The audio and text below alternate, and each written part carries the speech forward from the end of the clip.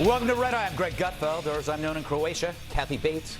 Let's go to TV's Andy Levy for a pregame report. Hey, Andy, what's coming up on tonight's show, Sport? Thanks, Greg, and welcome to the Machine, America. Coming up on the big show, New York Governor Andrew Cuomo moves to decriminalize the possession of a small amount of something called marijuana, whatever that is.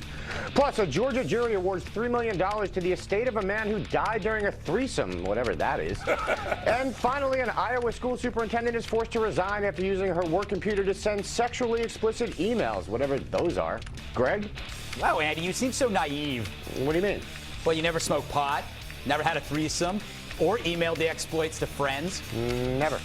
Would you say the same thing under oath? Is Oath one of your houseboys? Yes, he's Finnish. Then yes. All right. See you later. Let's welcome our guest. Well, look at her. She's so sweet. She's not allowed to hug diabetics. Safety first, I always say. I'm here tonight with criminal defense attorney Remi Spencer. And he's so sharp on weekends he doubles as a rototiller. It's Gary Johnson, former New Mexico governor and 2012 presidential hopeful. I should be your PR guy. And in Oregon, he's considered a trail mix. It's my repulsive sidekick, Bill Schultz. Aww. And if insightful commentary were a saxophone, I'd pay good money to watch Kenny G blow him in a crowded theater. It's Penn Jillette, illusionist, comedian, and the taller half of the duo Penn and Teller. He also has a new podcast called Penn Sunday School. It's awesome, which you can find at PennSundaySchool.com. They still have those. And his latest book, we're still plugging you, God No, is now available in paperback. It's Sean Hannity's favorite book. It is, it is. I'm lying. I got a presidential candidate here, right? I'm sorry. Yes. All right. Are all things sweet in retreat? Well, the war on sugar is on, and the latest volley from Disney announced that all products advertised on its channels must meet a new set of nutritional standards. The Sugar Smack Smackdown, you like that, huh? Extends to Saturday morning cartoons, meaning the company will say, that's all, folks, to Capri Sun and Kraft Lunchables, along with candy, fast food, sugar, cereals, and my favorite, Everclear. Disney revealed the plan in a news conference with Michelle Obama. I wonder if she's thrilled that over the next couple of years that when our kids tune into their favorite shows on Disney channels or log on a Disney website, they will no longer be bombarded with unhealthy messages during those commercial breaks. I'm thrilled that over the next couple of years, when our kids tune into their favorite shows on Disney channels or they log on to the Disney website, they will no longer be bombarded with unhealthy messages during those commercial breaks. That's what I said. But should cereal really strike ferial? We asked one expert. Hi, buddy. Well, Buddy seems to like it.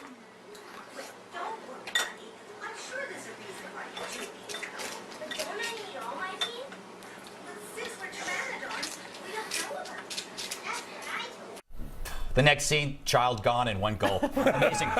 Governor, I want to ask you, okay, Disney acknowledges that they're going to lose some advertising revenue, but the benefits outweigh the downsides. Aren't they kind of full of crap? They're going to lose money on this. I think it's their decision, as long as it's not government making the decision. And by the way, I was on before, and I talked about calorie counting and how that was such a great idea. Boy, was I really wrong. The fact is, though, you come up with a good idea, which is restricting calories, eat healthy. Well, that's an educational process. But if the government gets involved in it, passes laws to require that, then you know what? We're going to end up criminalizing the 70-ounce Big Gulp, right? I mean, that's exactly what's going to happen. And my legislation, all right, I passed the legislation. It's going to be good legislation, but I leave office at some point, and then it takes on this criminality. It takes on dimensions that nobody can foresee, with government getting involved in really big ways. But here's the thing, and this is what's sneaky about it, Remi. He says he's okay with it because government's not getting involved. But Michelle Obama, she's the first lady. Who's going to say no to the first lady? It's you, of course. Yeah, because you're Penn Jillette. You say no to everybody. Sure, no. You said no to me a number of times at Fire Island. Remi. Say no to right. I think that it's going to be very hard for What's wrong with you people? Industry to say no to the first lady. Maybe they think they're going to get some favor if they say yes, and you want to please people in power. At least a lot of people do. However, I don't see anything wrong with this. I also don't, because it's a private industry making us own business decisions. Disney thinks this is good for their brand and that it's going to make them money, and that They're maybe terrified. Well, that might be true, but there's good for their brand. It's the first lady telling you should do this. I disagree. I don't think that that's true at all. I think there are plenty of big industries out there that have said no to Michelle Obama, and we just don't know about it. But because they said yes, there's nothing wrong. Well, they with also the get two a lot of coming press together. from saying yes. Sure, President Obama and his wife get a lot of positive press for getting to Disney to do this, if that's what you're saying, and Disney gets the positive press of having the force of the White House behind it. Penn, you hate Disney, don't you? I've worked for Disney. I know you I've have. done fine at Disney, and I took my. I used to be when I was on Dancing with the Stars, the first one to lose. Yes. When I was on Dancing with the Stars. They told me for the rest of my life I had VIP passes for me and my children to Disney World and Disneyland, and that really meant the rest of my life only the time I was on Dancing with the Stars. Because now I wait in line 3 hours for Space Mountain. Oh, you do? Yeah. Oh, I can get you in earlier. Can you really? Yeah, I have little people have a little separate place through the back that we get through. No, I'm fine. I'm fine with Disney. I just don't think that the solution to obesity is changing the advertising. Because I'm fat and I don't watch TV. That is true. You're not fat. You're just large. Well, You're. You know what's funny? You're in that group of people called big, which it doesn't fit into any kind of other thing other than big. I'm just an anomaly. Yeah. But I don't know if the problem we have is TV advertising. I think the problem may simply be we got too good at making food. Yeah, that's true. We got really good at making food. It used to be food was a big part of our expense, and now we have the problem with people who are in poverty being fat. If you went back 100 years and said, you know, our big problem is that people who are living in poverty are too fat, they would go, because that's where they laughed back then. Exactly. 100 years ago, they threw their heads back. Yeah. Like he was there. Bill, as a child, you ate only your body hair while watching Saturday morning cartoons. So this story means nothing to you. My middle name is Pica. They knew. They knew. Fie on all of you. Fie on all of you. None of you see through Michelle Obama's starving children policy. And I've been told that not only has she just destroyed every fried donut stand that is currently in Space Mountain or around it, she's also told every Disney animator that they will be deported unless they draw abs on Donald Duck. That's where it goes. That's where it goes. Finally, somebody agreeing with me. She's trying to kill my past. Whatever happened to when I was growing up? He said fried donuts. I know. I love fried donuts. Me too. But I remember Quisp versus Quake, King Vitamin, Count Chocula, Captain Crunch, Sugar Smacks, Apple Jacks, Cocoa Puffs, Boo Berry, Lucky Charms, Fruit Loops. They're coming after my heroes. Dr. Diabetes? Dr. Diabetes. Oh, that's amazing. You know, you got a free syringe. Yes. Down at the bottom. If you went down, you actually pricked yourself. The hypoglycemic count. I got to tell you, she's showing leadership here. I think she's doing it in the best way possible. I think the world ends up being healthier because of this initiative and other initiatives that follow. I I'm a really libertarian. It shouldn't matter what intentions are. Well, as long as it's not the government doing it. If it's the government doing it, the government is going to declare it criminal, and we're going to have ramifications. Did you ever put extra sugar on Frosted Flakes? All the time. I did. All the time. Sugar on rice. When you were a child? I was never enough. I told my mom it was sugar. I was a hyper kid. Last word to you, I Remi. think Bill brought up a good point. They may stop selling advertising or airtime to these fast food companies, but I'd be shocked if Disney is going to stop selling their $10 sodas, their $8 hot dogs, or whatever other bad, unhealthy foods they're still going to make money off of this. So it's a little hypocritical. By the way, those rides could be considered unhealthy. What if senior citizens decided to come out against that because they're too hard on their hearts? The Disney celery stand. Watch the food manufacturers make healthier products. Yeah. I hope not. All right, from Mickey Mouse to Mary Jane. Has the Big Apple changed its speed when it comes to all things weed? Well, Mayor Bloomberg, whoever that is, and the city's top prosecutors have endorsed a proposal to decriminalize possession of small amounts of marijuana. It's a big boost to Governor Andrew Cuomo, who's seeking to cut down on people arrested as a result of police stops. Last year, New York cops made about 50,000 arrests for low-level possession, most stemming from the city's controversial stop and frisk policy, which the mayor maintains has made the city much safer. On Monday, Governor Cuomo discussed complications that arise. During the stop and frisk, the police officer says, "Turn out your pockets." The marijuana is now in public view. It just went from a violation to a crime. The effect of a criminal conviction on a young person can alter the trajectory of your entire life. He truly is the most riveting public speaker since President Coolidge. So how's the pot-smoking robot community taking the news?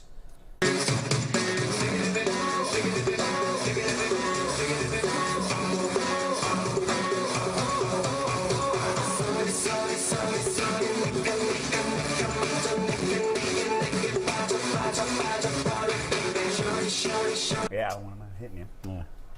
Yeah. I don't know. They didn't seem high to me. Governor, you released a statement endorsing Cuomo's proposal, but added that it doesn't really solve the problem. Well, I've always advocated legalizing marijuana because decriminalizing turns its back on half the problem, which is the marketplace. Look, if they decriminalize pot, it just makes it, in my opinion, a lot easier for law enforcement to focus on those that are selling it. And if you look at the profile of individuals in federal prison today, the majority category are those that have sold small amounts of drugs on numerous occasions and been caught. True. Mandatory sentencing. So, you know, positive step, but legalize it, and let's tax it, let's regulate it. That'll put you out of business, Remi, because all your clients are criminals. No, that's not true. I think we can all agree there's a big difference between a college student who gets caught with a little bit of marijuana in the park one day and the person who's traveling around the world putting people in danger, getting all the drugs and distributing them throughout the country. But if it's legal, then that comes off the black market and it's no longer a problem. I'm all the for problem is created by it being illegal to Look, sell. I'm all for decriminalizing small drug possession. Absolutely. How about big drug possession? But I think it's going to be a long time before we see that. Why? Because for so many reasons. But the primary reason is... The only person I know who doesn't smoke pot is me. I'm the only one I know. I don't smoke it. I don't smoke. It makes me paranoid. I'll go to the hospital. How do you know that? Because I smoked it. Exactly. About an hour ago. I need you to drive me to the hospital. Okay, right now. I think it's a very positive first step in this process to decriminalize drugs, because the amount of time and resources it takes law enforcement and prosecutors and our judiciary to prosecute these really petty thefts that, as Governor Cuomo said, can really affect a good person's life. It can change the direction of their life. Yes, if Obama had been busted, he wouldn't be president. Yeah. I mean, it certainly didn't help his life. Yeah. It's true. There's a formula to the news, too, where every night we have the largest drug bust, and then we go from the largest drug bust to the Kingpin headquarters, which is a double-wide trailer. There is a formula, and it's crazy. You know, what's crazy is when you talk to people in law enforcement, the people that deal with this every day, they agree. I mean, I don't know who is against it. I think, you know what it is? It's a generational thing, and I think politicians are afraid to lose votes because there's like people in their 60s and 70s who go, not on my watch, you know, I saw what those kids did on the Happy Juice back in the 70s. I saw the movies they made. We're at a tipping point with this issue, and the tipping point's going to be Colorado, I think. It's on the ballot in Colorado. It's to regulate marijuana like alcohol. Yeah. Colorado, highest percentage of pot smokers on a per capita basis of any state in the country. Is that true? Yeah, and 6 years ago they voted to decriminalize marijuana in Denver on a campaign based on marijuana being safer than alcohol. So I think that Colorado might actually be the tipping point, and I say tipping point. First domino, 50 dominoes to fall. Yeah. Now, but can't the federal government override that? Like they're doing in California? They sure can, but that was the downfall of when it came to the prohibition of alcohol. My understanding is that New York said, hey, we're not going to enforce federal alcohol prohibition anymore. If you want to do it, you can. Well, they can. I think that'll be the same phenomenon. Well, that'll be cool. Bill, you don't have any opinion on the whole drug legalization thing. No, you can just skip me right now. See how he moves it? Much better. He has a touch. As you can see, our graphics department also endorses smoking weed, hence this. Well, getting back to what Remi was saying, last year, of the 6,000 possession arrests in Manhattan, half of them were the first time they'd ever been arrested. So basically, you probably got someone as innocuous as a 40-year-old aunt going to Sister Act. She thought she'd make it a little more interesting right beforehand, and someone busts her, and now it's on a permanent record. That is crazy. But the other crazy thing, I will say this: I know that some people are going to disagree with me. I do not believe I don't believe in the Trojan horse that is the medical marijuana thing. Nor do I. No, I think that you should tell the truth. I agree. Yeah. Yeah, 100 million Americans have smoked pot, but for the wrong set of circumstances, they're all, and I'm one of them. And they're, we're all behind bars. And except me. Wouldn't that be cool? Everyone in prison except Penn. Yeah, exactly. Yeah, that's the world I want to live in. And something tells me you're the sickest person of all. But the other thing is, and this isn't said enough, we can't even keep drugs out of prison. Yeah. So no matter how draconian a system you have, there's still drugs in prison. So even if we lived all in the prison system, there'd still be drugs all over the place. You can't fight it. See, that's the upside of going to prison, Bill. I've been telling you this. Nah, the only drug I ever got in prison was a roofie. And you know the good thing, in prison you'd be able to practice your ventriloquism. You would have to practice. I know, but something tells me he would be the puppet. That was kind of obvious. All right, we got to move on. Coming up, can most murderers be cured with nothing more than a good hug? Defense attorney Remi Spencer discusses her groundbreaking new book, I Heart Murderers, after the break. Should his three-way yield a payday? Well, his hanky-panky meant banky. The family of a Georgia man who died when his heart couldn't bear a threesome has been awarded $3 million by a jury. That's $1 million for each way, Remi. Yes. William Martinez's estate had filed a medical malpractice suit claiming a cardiologist failed to warn the 31-year-old to avoid physical activity. The week before the three-way, Martinez went to the cardiologist complaining of chest pains. A test was scheduled, but he died during sex the day before. I believe we have tape of the jury during a lunch break. Yeah.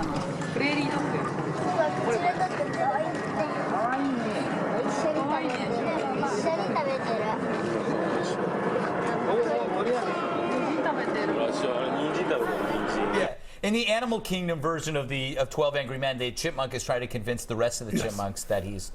They're Three-way, give prairie them the money. dogs. Yeah, exactly. They're prairie dogs? They're prairie dogs. I feel like I'm the only one with a brain on this table.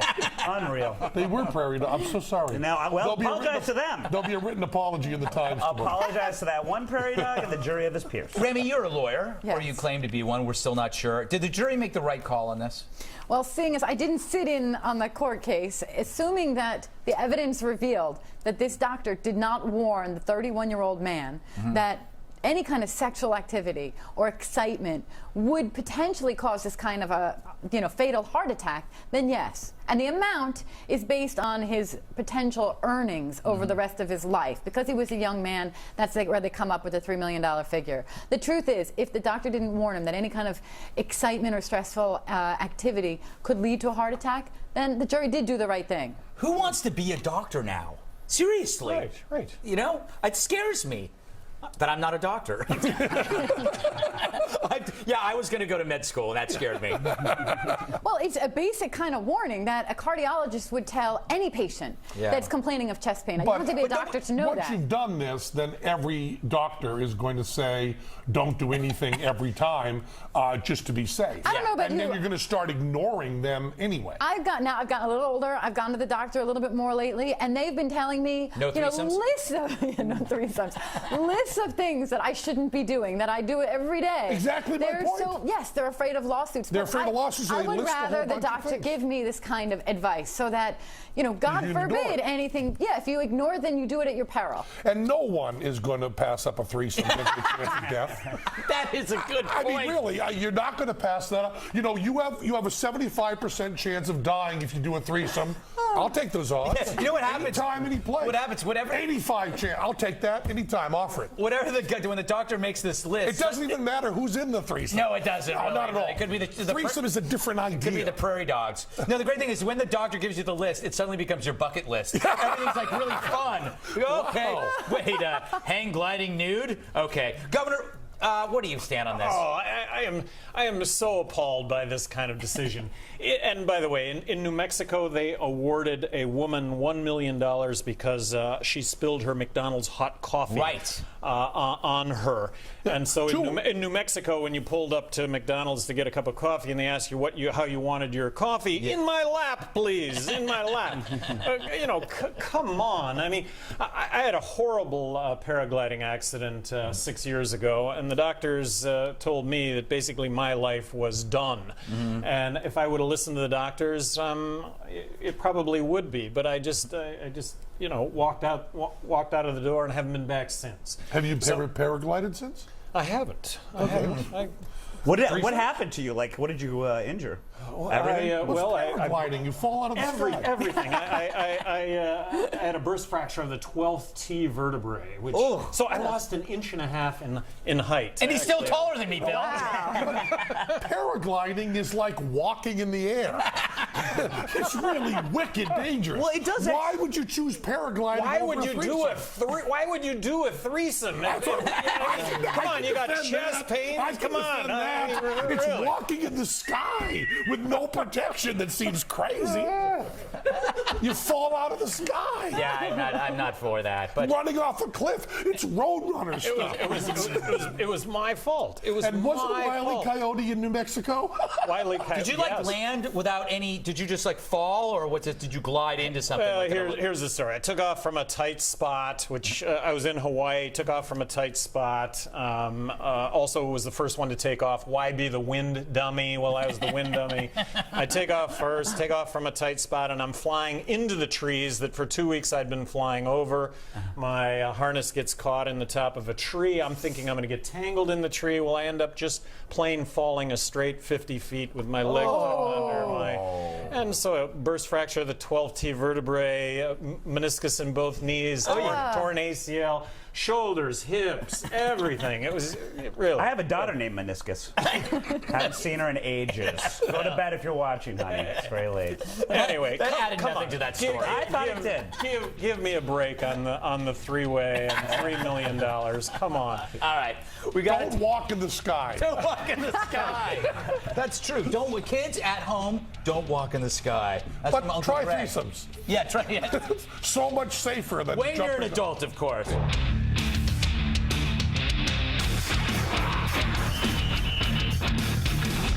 Welcome back. Let's find out if we got anything wrong so far. For that, we go to TV's Andy Levy. Hey, Andy. Hey, Greg, how are you? I'm doing great, thanks. Governor, I want to be clear about this. Did you backtrack from what was a pretty firm stance on a previous occasion when you were on this show, that forcing restaurants to list the calories of their foods is a good thing? I totally backtracked. I was thinking of my legislation that I would have passed that would not have been onerous, that would have been educational, but I would have left office. My successor would have seen the great benefits, and then they would have gone to criminal penalties, and it would have become the largest bureaucracy in all of government, that being the calorie counting bureaucracy. I'm sorry. Yes, I backtracked. All right. Excellent. Wow, that's guilty. I've never heard a politician say that. Making some so news cool. tonight. He's good. Yeah, I like it. I like it. Cuomo and decriminalizing pot. Remi, you favor decriminalizing drugs. Do you favor legalizing them or just decriminalizing? Yeah, I do. I think it's going to be a long process. I don't think you can just snap your fingers and make it happen. But yes, I think regulate it, tax it, control it. Absolutely. All right. Or maybe make it legal and not tax it. Tax a lot less of everything. I agree that was with that. actually a question I had for Governor Johnson. Governor Johnson, you talked about Colorado, and the thing about legalizing it is people always say, well, you legalize it so then you can regulate it. But as a libertarian, shouldn't you want them to legalize it and not regulate it? I agree with that completely, but I think there's a palatability that goes along with taxing it and regulating it. The notion that we're going to do this like alcohol. That's what's on the ballot. Regulate marijuana like alcohol. California, regulate marijuana like wine. I think that tells a whole story in and of itself, and it gives a palatability to potentially passing it. That is a good point. Treat it like a winery. It's all of a sudden you go on winery tours, except you're high. And regulating could simply mean keeping it away from children that they're being age of consent. It's just like cigarettes. You got to be 18 years old. You pay $10 a pack. It's not easy to get cigarettes. It is if you go out in front of Fox when they're smoking. Yes. They'll bim to anybody. I won't give you one though. If I had a weedery, I'd give them free samples, but charge them up the butt for the food. $1 million idea. $1 million idea. Weedery. Just lastly, before I have to go, Greg, you said you don't believe in the Trojan horse that is medical marijuana. You should check. Reason had a really good piece on veterans who have been better able to deal with pain using marijuana than they were with using opiates and pain pills.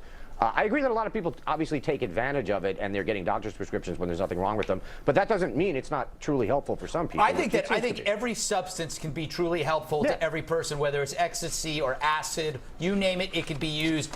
But I do think that the overwhelming wink that comes with medical marijuana is it's for my carpal tunnel syndrome. Might actually hurt these soldiers by making it into a joke. All right, gotta go, Greg. Well, really? Well, Yeah. okay. Glad. Tired of you. Coming up, do you remember what you did when Jeffrey Dahmer finally got caught? Remi Spencer on her new book, I Cried for Months. You are a monster. But first, should cats and dogs be forced to wear seatbelts? We pick up where Special Report left off. Love this topic. An Iowa school superintendent was forced to resign last week for sending sexually explicit emails at work. Nancy Sebring, named after the car, was ousted after officials She was ousted after officials found she'd sent the messages during work hours from a work computer to a man with whom she was in a relationship. Read one email, quote, I have this craving in my body for you and I can't ignore it. You know, I sent Bill Hemmer the same email an hour ago. Didn't hear it back, sadly. Okay.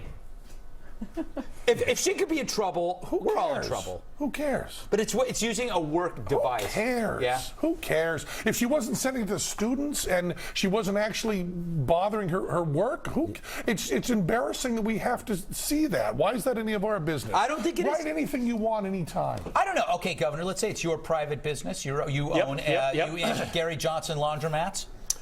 Big J Enterprises, construction. How would you feel? 1,000 employees. Okay, go ahead. I love this. Okay, how would you feel if your employees were on your computer? Oh, they are. We know they are. We know they are.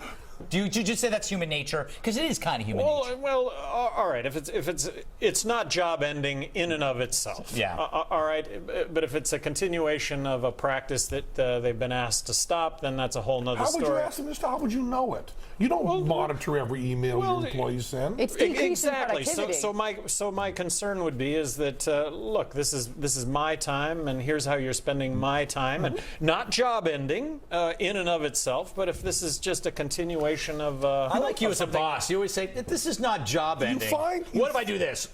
You found the one guy. In and of itself. You found the one guy who doesn't smoke marijuana. Now let's find the one guy, by the way, not me, who does not send sexually explicit messages from work. I mean, it's a miracle you found me. You've never sent sexually explicit? No, I have. What I'm saying is, it was hard enough to find me. Now let's find that guy who hasn't sent one You've sent sexually explicit messages from your work computer.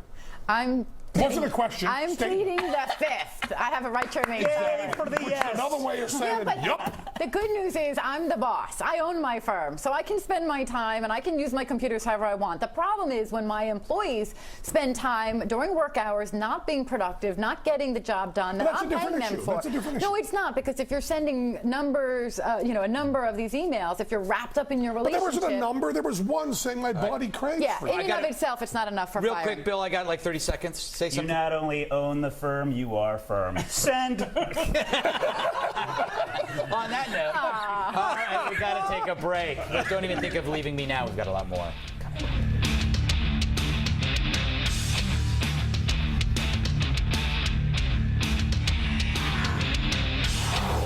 Oh, welcome back. New Jersey. I was like talking to myself. New Jersey officials are planning to enforce laws requiring motorists to buckle up their cat or dog. Drivers failing to do so could face criminal charges and fined up to $1,000. The law also forbids dogs from hanging out of windows and riding on the bed of pickup trucks. Penn, isn't the whole point of being a dog is sticking out your head out of the window?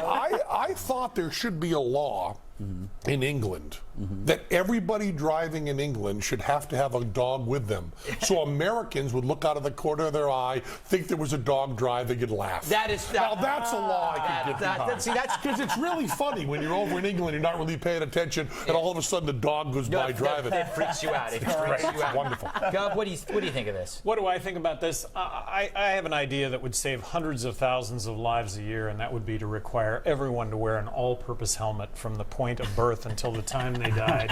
And I think this is...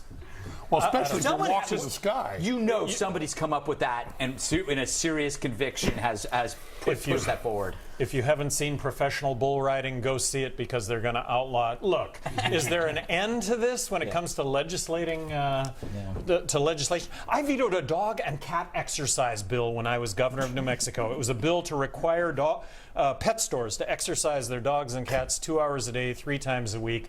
And I said, hey, you know what? Great idea. It's where I would want to buy my dogs and cats, but I'm going to veto this bill because then I'm going to have to establish the dog and cat exercise police. Stop. Which actually, give me a break. Remi, you would love to be part of that police force, wouldn't you? I would. I'd be the chief of that police force. Just answer the question. As a resident of New Jersey, as a small business owner in New Jersey, involved in some way in politics and the legal system in New Jersey, I am embarrassed about this new law that hopefully does not pass. To me, it smells of money. This is the towns creating some way to generate some additional revenue for a bogus ticket. Right. I don't know what a harness looks like. Anybody who has a dog, and I have two, and I'm a dog lover, will know that you can't harness up your dog and throw him in the car. Bill's harnessed every day, right? When you I work as a dog on the weekends, but the harness is part of the deal. Yeah, that's true. Yeah. How much So is it's the it? glass coffee table. Yes. All right, we got to move on. You just clip the leash, just clip the leash right onto the glove compartment or I have something? no idea. In the dungeon I work at? Absolutely. All right, we're going to close things out with a post-game wrap-up from TV's Andy Levy. Clips of recent shows. Back to TV's Andy Levy, post-game wrap-up. Thanks. Hey, Governor, quickly, what do you think about Bloomberg's proposed large drink ban? I agree. Remy, new dog? I did adopt a new puppy, and I would encourage any dog lover to go to betterhomesfordogs.com. They're a wonderful volunteer organization. Adopt a pet or donate. Cool. Penn, quickly, podcast? Yeah, about PennSundaySchool.com. Yep. Excellent. Back to you, Wow, Greg. that was fast. Yeah. Now we have extra time just to stare at each other awkwardly. Let's do that, shall we?